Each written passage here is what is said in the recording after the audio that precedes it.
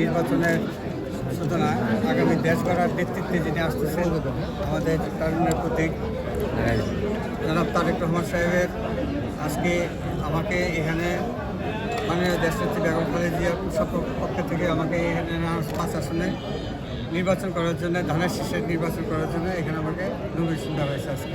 এই জন্য আমি সকলের প্রতি আপনাদের কৃতজ্ঞ এবং আপনারা যারা এখানে উপস্থিত আছেন, বিশেষ করে আমার এলাকাবাসী, আমার গ্রুপবৃন্দ, আমাদের দলের বিএনপির সমস্ত অঙ্গ সংগঠন সহকারী সমস্ত নেতৃবৃন্দের কাছে আমি কৃতজ্ঞতা জানাই যে অতীতে আপনারা আমাকে যেভাবে সহযোগিতা করেছেন, আমাকে পথ চলার জন্য আপনারা সঙ্গী ছিলেন।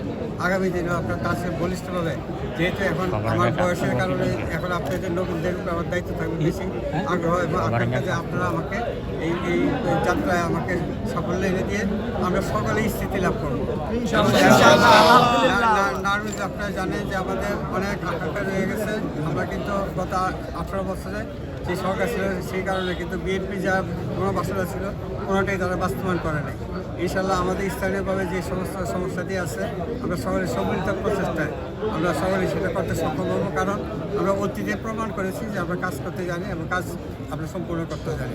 কাজে আমরা সহযোগিতা পাই আমাদের জনগণ থেকে।